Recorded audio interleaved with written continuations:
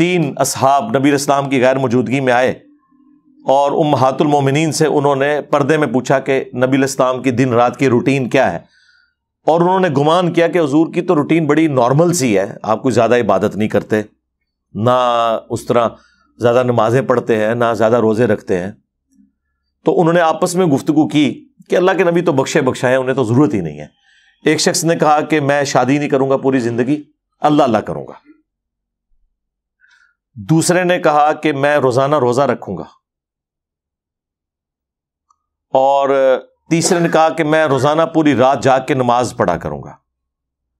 اب یہ تینوں وہاں اقوال زرعی ارشاد فرما کے جب چلے گئے اور اللہ کے نبی علیہ السلام واپس آئے تو اللہ کے نبی کو بتایا گیا کہ یہ آپ کے اسٹوڈنٹس اس قسم کی گفتگو کر کے گئے ہیں۔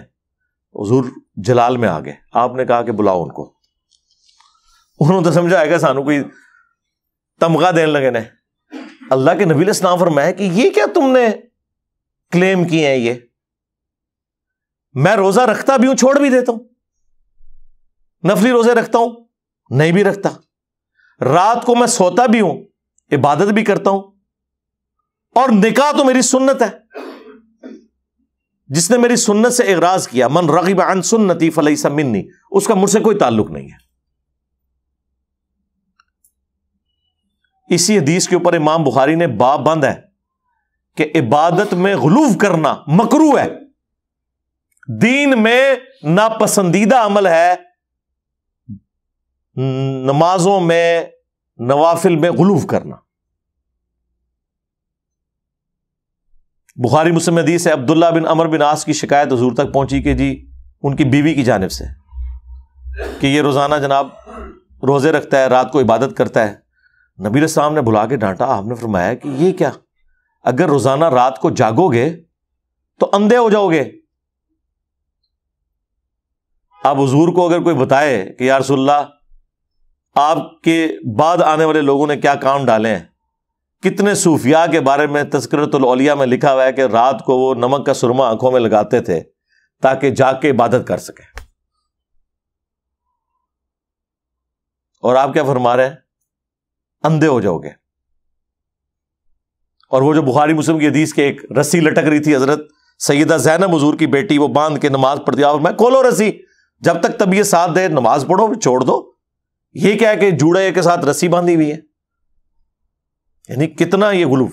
آپ مجھے بتائیں عبد القادر جیلانی یا امام حنیفہ کی طرف جو منسوب ہے، اگر انہوں نے کیا تو اللہ انہیں معاف کرے، اگر انہوں نے نہیں کیا تو اللہ تعالیٰ پچھلوں کے اوپر غضب نازل فرمائے جنہوں نے ان کی طرف جھوٹ منسوب کیا کہ عشاء کے وضو سے فجر کی نماز پڑھتے تھے۔ ہاں اگر یہ ہے کہ وہ آخری آدھے گھنٹے میں اٹھ کے عشاء پڑھتے تھے اور پھر اسی وضو سے فجر، پھر تو ٹھیک ہے، وہ تو ساڑھے کافی سارے اسٹوڈنٹ انجی کر دینے، پھر مغرب بھی بے شک نال پڑھ لیں، کوئی مسئلہ نہیں، نمازیں جمع ہو سکتی ہیں۔ لیکن اگر اس سے مراد یہ عام روٹین لے رہے ہیں تو یہ ہے بھی جھوٹ ہے اور ناپسندیدہ عمل۔ امام بخاری نے باقاعدہ باب باندھا اس حدیث پہ۔ تو عبداللہ بن عمر بن عاص کو نبی علیہ السلام نے کہا کہ تیری آنکھیں اندھی ہو جائیں گی، تیرے جسم کا بھی تجھ پہ حق، تیری بیوی کا بھی تجھ پہ حق، اور پھر آپ نے فرمایا کہ روزانہ روزے نہ رکھو، ایک دن چھوڑ کے ایک دن روزہ رکھ لیا کرو، یہ داؤدی روزے ہیں۔ اور روزانہ روزہ رکھنے والا گویا ایسا ہے کہ وہ روزہ رکھتا ہی نہیں۔ دیکھیں بالکل الٹ بات، یعنی اللہ کے حضور 0 سے ملٹیپلائی۔ ہم تو سمجھتے ہیں کہ کام زیادہ میٹھا تیز کر دو تو میٹھا ود جاتا ہے۔ اسلام میں اگر آپ نے میٹھا تیز کیا تو وہ چیز ریجیکٹڈ ہو جائے گی، وہ بدعت ہو جائے گی، کیونکہ نبی الاسلام کے راستے سے ہٹ گئی نا۔